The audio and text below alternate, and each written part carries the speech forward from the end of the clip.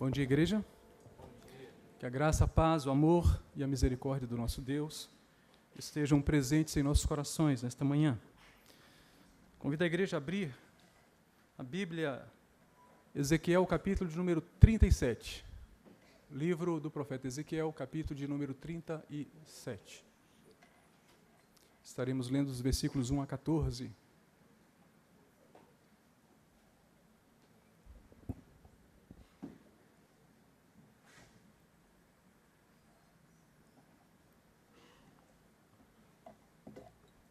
Diz a palavra do Senhor.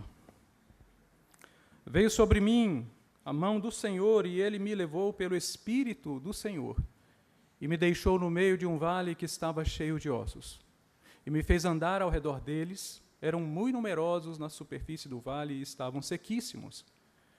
Então me perguntou o filho do homem: acaso poderão reviver esses ossos? Respondi: Senhor Deus, tu o sabes. Disse-me ele: profetiza a estes ossos e diz-lhes: ossos secos, ouvi a palavra do Senhor. Assim diz o Senhor Deus a estes ossos: eis que farei entrar o Espírito em vós e vivereis. Porei tendões sobre vós, farei crescer carne sobre vós estenderei pele, e porei em vós o Espírito e vivereis. E sabereis que eu, o Senhor, eu sou o Senhor. Então profetizei segundo me for ordenado. Enquanto eu profetizava, houve um ruído, um barulho de ossos que batiam contra ossos e se ajuntavam, cada osso ao seu osso. Olhei e eis que havia tendões sobre eles, e cresceram as carnes, e se estendeu a pele sobre eles, mas não havia neles o Espírito.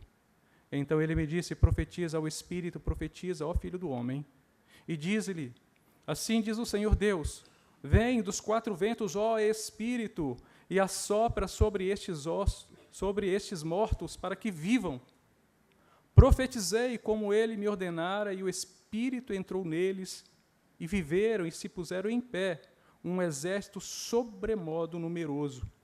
Então me disse: filho do homem, estes ossos são toda a casa de Israel. Eis que dizem: os nossos ossos se secaram e pereceu a nossa esperança, estamos de todo exterminados. Portanto, profetiza e diz-lhes: assim diz o Senhor Deus: eis que abrirei a vossa sepultura e vos farei sair dela, ó povo meu, e vos trarei a terra de Israel. Sabereis que eu sou o Senhor, quando eu abrir a vossa sepultura e vos fizer sair dela, ó povo meu. Pois porei em vós o meu Espírito, e vivereis, e vos estabelecerei na vossa própria terra. Então sabereis que eu, o Senhor, disse isto e o fiz, diz o Senhor. Oremos. Pai querido, estamos em tua casa, em tua presença, e diante da tua santa palavra.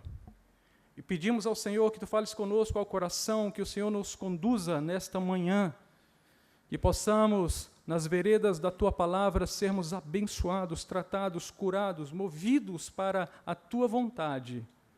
Assim, portanto, fala-nos, Senhor. Eis que o nosso coração está aberto e oramos no nome de Jesus. Amém.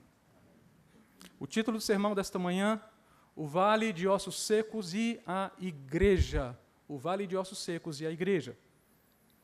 Até o capítulo de número 32, toda a altivez do povo de Deus, que havia abandonado Yahvé para seguir a idolatria dos cananeus, vai sendo quebrada pelo Senhor. E toda a soberba vai sendo esvaziada. Era necessário purgar todo o pecado e trazer quebrantamento à nação. A pregação de Ezequiel serviu para que a empáfia dos anciãos fosse superada. Com a queda de Jerusalém, relatada no capítulo 33, as palavras do profeta ganham uma força até então não alcançada. Agora os velhos conselheiros de Judá se veem obrigados a dar crédito às profecias do jovem sacerdote. Os exílios anunciados por Isaías e Jeremias agora eram realidade. A destruição do templo de Jerusalém fez o coração daqueles que já haviam sido levados para o exílio na Babilônia desmaiar. A duras penas, os exilados compreenderam que Yahvé, que não poupou nem mesmo o seu templo, não viria resgatá-los do cativeiro. e que o exílio era necessário para remover toda relutância contra os mandamentos do Senhor. E aqui chegamos no passo das Escrituras, lido hoje. Para que possamos entender a força vital do texto, devemos observar a explicação que o próprio Senhor apresenta no versículo 11. O povo de Judá estava mergulhado num estado terrível de desesperança. Observem. Então me disse, filho do homem, estes ossos são toda a casa de Israel. Eis que dizem, os nossos ossos se secaram e pereceu a nossa esperança. Estamos de todos terminados. Entendam. Ezequiel 37, de 1 a 14, Yahvé anuncia o evangelho da restauração. Sim, o evangelho que é anunciado em toda a Bíblia, desde o seu início até o seu fim, é também aqui anunciado. Então, o texto apresenta uma linguagem de esperança e de restauração para o povo de Israel que está sofrendo, para o povo de Judá que está sofrendo. Hoje, abordaremos algumas verdades que o texto bíblico nos apresenta, que revelam a vontade de Deus para as nossas vidas com relação à sua igreja. Primeira verdade, o Senhor nos aproxima da realidade do estado da sua igreja. O Senhor nos aproxima da realidade do estado da sua igreja. Nos versículos 1 a 2, a palavra do Senhor nos informa que o Senhor transporta o profeta Ezequiel em espírito para aquele vale, o vale de ossos secos. A primeira coisa que o Senhor faz, ao transportar o profeta para o vale de ossos secos, é deixá-lo no meio do vale. Em seguida, o profeta começa a caminhar ao redor do vale. A percepção do profeta começa, então, a ser aguçada, e ele faz, então, um diagnóstico dos ossos, e diz, eram muito numerosos e estavam sequíssimos. Aprove ao Senhor, em sua sábia didática, aproximar o profeta da crise espiritual do povo, por meio daquela visão. Acredito, queridos irmãos, amadas irmãs, que não é necessário dizer como temos vivido dias de apatia espiritual. Dias onde as pessoas pouco se importam com o próprio estado espiritual, quiçá com o estado espiritual da igreja. Vivemos dias de distanciamento, de não compromisso, dias de esfriamento. Mas hoje, nesta manhã, o Senhor nos transporta a todos nós para o vale de ossos secos e nos impele a caminharmos ao redor para observarmos o estado dos ossos, e eis que agora ele vem até nós e nos pergunta, o que vocês estão vendo? Qual é o estado dos ossos? Como vocês os veem? E o que nós vamos dizer ao Senhor?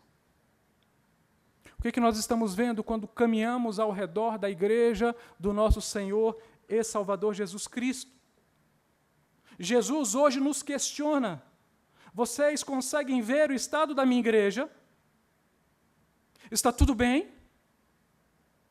Não há nada a nos preocuparmos? Ou não? O que o estado atual da igreja do Senhor Jesus causa nos nossos corações? Nós ficamos chocados com o que estamos vendo, com o caminho que a igreja está seguindo? Ouçam, queridos, o Senhor aproximou o profeta do vale, e o Senhor hoje, nesta manhã, nos diz, é tempo de aproximação, é tempo de observação, é tempo de colocarmos o nosso coração na igreja do Senhor. E quando Ezequiel foi transportado para o vale, percebeu o estado dos ossos e viu que eram sequíssimos. Eu vejo as palavras do profeta carregadas de emoções, de sentimentos verdadeiros, porque saem do coração de alguém que está próximo, e não de alguém distante.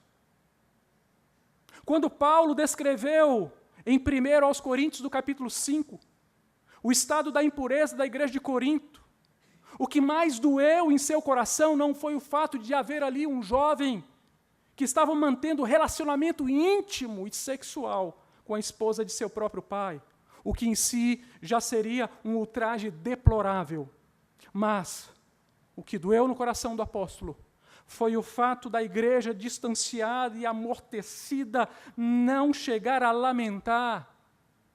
Não houve quem os repreendesse, não houve quem sofresse, não houve quem se entristecesse, porque era um distanciamento total. E nós, irmãos, nós estamos próximos ou estamos distantes, porque aquilo que os olhos não veem, o coração não sente, não é o que diz o ditado. Precisamos estar próximos. Segunda verdade que o texto bíblico nos traz: o Senhor nos envolve com o estado da sua igreja. O Senhor nos envolve com o estado da sua igreja. No versículo 3, então me perguntou o filho do homem, acaso poderão reviver estes ossos? Eu respondi, Senhor Deus, tu o sabes. Percebam, uma vez tendo o Senhor aproximado o profeta do problema, agora ele captura a sua mente, fazendo cogitar na possibilidade de uma solução a priori não plausível. O profeta medita, cogita, redargue, tenta quantificar e qualificar a possível resposta, mas não encontra solução factível. Então prefere confiar no poder imensurável do Senhor e humildemente responder, Senhor Deus, tu o sabes. A resposta do profeta demonstra a incapacidade humana ante ao estado das coisas presentes. Somos incapazes de controlar nossas vidas, somos incapazes de encontrar sozinhos um sentido para a nossa existência, e neste contexto somos incapazes de resolver as dificuldades enfrentadas pela igreja na qual vivemos. E as respostas do profeta significam que, não raras vezes, o estado das coisas da nossa comunidade da fé parecem se tornar insolúveis, terríveis, desesperadores até. Porém, mais que isso, a resposta do profeta revela que estamos diante do Deus do impossível. Tu sabes, Senhor, tu sabes. Quando o anjo Gabriel anunciou à virgem que ela conceberia e daria à luz a um filho, ele disse a Maria, porque para Deus não haverá impossíveis em todas as suas promessas. Lucas, capítulo 1, versículo 37.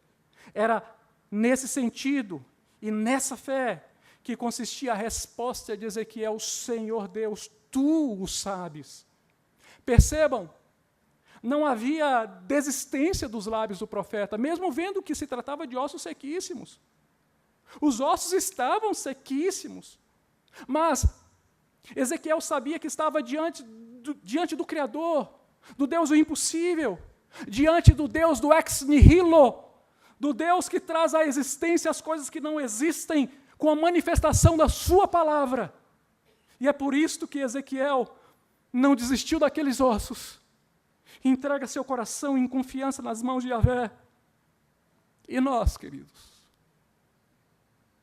por que estamos desistindo tão facilmente da igreja do Senhor? Por que estamos desistindo tão rapidamente da menina dos olhos de Deus, da noiva do Cordeiro?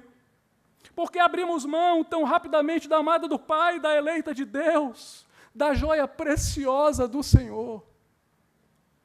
Não abramos mão, queridos. Lutemos por ela.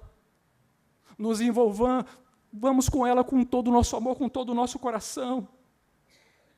Porque é o desejo, é esta a ordem e a vontade do Senhor para as nossas vidas. Terceira verdade. O Senhor nos convoca a proclamar a palavra em favor da igreja. O Senhor nos convoca a proclamar a palavra em favor da igreja. Nos versículos 4 a 8, o Senhor manda o profeta proclamar a palavra. Dize a esses ossos, dize, e ele faz segundo o que lhe fora ordenado. Ezequiel foi convocado a proclamar a palavra de Yahvé sobre aquele vale de ossos sequíssimos. E o profeta não hesitou, foi obediente. E imediatamente abriu a sua boca e começou a proclamar a palavra de Deus. Agora você já parou para pensar? Ezequiel estava pregando para ossos sequíssimos. Se essa ordem fosse para mim ou para você, o que nós faríamos? Para outras pessoas, aquilo poderia parecer loucura, mas não para Ezequiel. Porque Ezequiel conhecia o poder da pregação da palavra de Deus. E nós conhecemos. Ouça, querida igreja. Em nome do Senhor Jesus, o que eu vos falarei agora. A igreja dos nossos dias está carente da palavra da verdade. Se há uma coisa da qual a igreja precisa, é da palavra pregada com verdade, com unção. E se há uma coisa que a igreja não precisa, é de sermões que tenham fito de agradar aos ouvidos dos meninos e meninas espirituais. Precisamos da palavra da verdade. A igreja carece da firmeza da doutrina bíblica. Uma das características da igreja reformada é a centralidade da pregação da palavra de Deus por meio de sermões expositivos e doutrinários. E a verdadeira igreja do Senhor Jesus não pode abrir mão disto. Louvado seja o Senhor. João Calvino ensina que as marcas da igreja verdadeira são a correta proclamação da palavra de Deus, a adequada ministração dos sacramentos e a disciplina eclesiástica para a boa ordem da pureza da vida cristã. E em nome do nosso Senhor Jesus Cristo, nós não podemos abrir mão destas coisas, porque a igreja do nosso Senhor Jesus Cristo não pode negociar tais coisas. São imprescindíveis. Neste sentido, ouçam a advertência de Oséias, no capítulo 4, versículo 6. O meu povo está sendo destruído, porque lhe falta o conhecimento.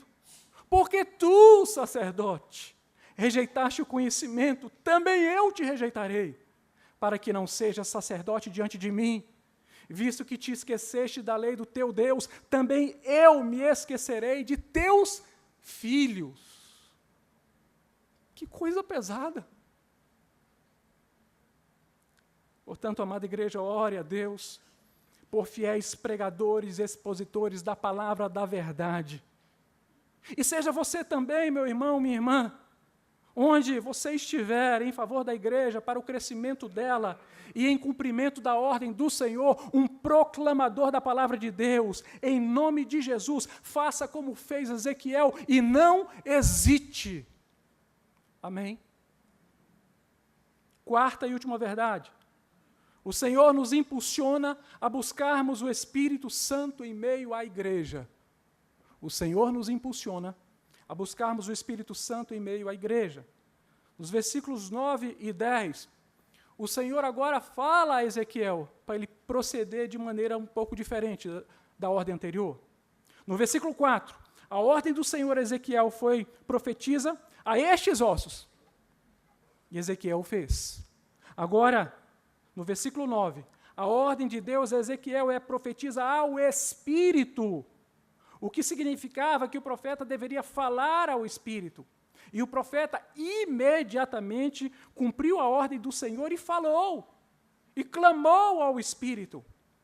Entendam, queridos, a palavra hebraica ruá, Espírito, é empregada 7 vezes no texto lido nesta manhã, para indicar que o Espírito Santo trabalha de forma plena, absoluta em sua igreja. Vir dos 4 cantos da terra significa dizer que o Espírito atuará de forma integral, que a obra que o Espírito iniciou em nós, Ele terminará. Louvado seja o Senhor. Portanto, nunca desista de ninguém. Ele vai completar. É somente Ele quem pode trazer vida, e é somente Ele quem pode restaurar vida. É o Senhor que faz. E a nossa tarefa, queridos, é proclamar a palavra de Deus às pessoas, mas o agir é do Espírito Santo. Por mais eloquente que alguém possa ser, no máximo poderá alcançar a mente de uma pessoa por algum tempo, mas o coração Só o Espírito Santo poderá fazê-lo e para todos sempre. Aleluia. Louvado seja o Senhor. A verdade é que dependemos do Espírito para tudo. O comentarista bíblico John Taylor afirma que, durante toda a visão, Ezequiel agiu conforme as ordens recebidas e até descreveu a sua obediência implícita aos mandamentos de Deus. Ao fazer assim, ressalta que a obra de reavivamento espiritual é de Deus, do começo ao fim. Se o homem pessoalmente desempenha qualquer papel, é somente em obediência à orientação de Deus. Ou seja, queridos, somos dependentes do Espírito Santo. Ouçam, apenas o Espírito Santo é quem pode trazer vida a quem está morto. Todos nós estávamos espiritualmente mortos nos delitos e pecados, Efésios 2:1. Mortos não significa que estávamos muito doentes, nem mesmo que estávamos na UTI espiritual, mas que estávamos de fato e de direito, espiritualmente mortos, completamente inertes pelos braços da morte espiritual. Então, o Senhor Espírito Santo veio ao nosso encontro e nos deu vida, e a isto chamamos regeneração. Graças a Deus. Entendam, queridos, o pacto da graça é um pacto trinitariano e gracioso. O Pai entrou em aliança com os pecadores eleitos e supriu a eles tudo aquilo que era necessário para que pudessem cumprir o pacto. E garantiu a segurança do pacto por meio da fiança do seu único Filho, Jesus Cristo, que por nós morreu naquela cruz, naquele monte chamado Caveira. E tendo sido ressuscitado ao terceiro dia, foi assunto ao céu, e de lá nos enviou o seu Espírito, o Espírito Santo.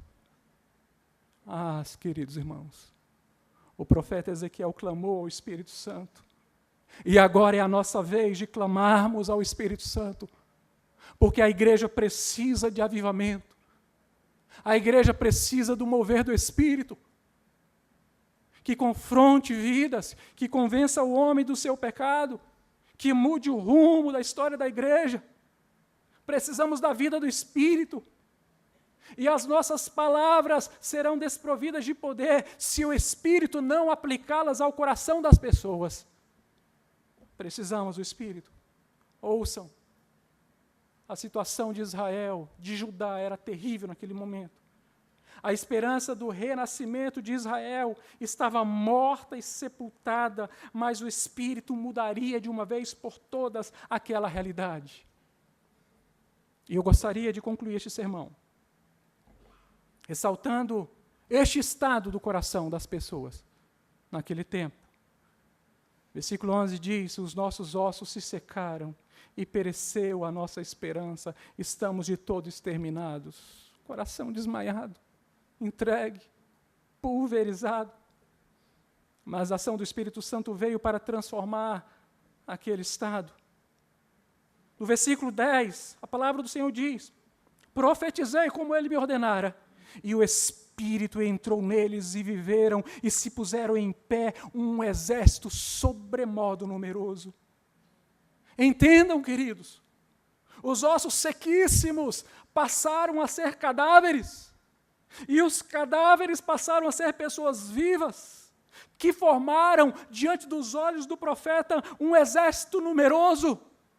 É claro que aqui não haveria tempo para destacarmos as características de um exército de pé, sua organização, sua cadeia de comando, seu armamento, seu adestramento, sua disposição para a marcha e para a guerra.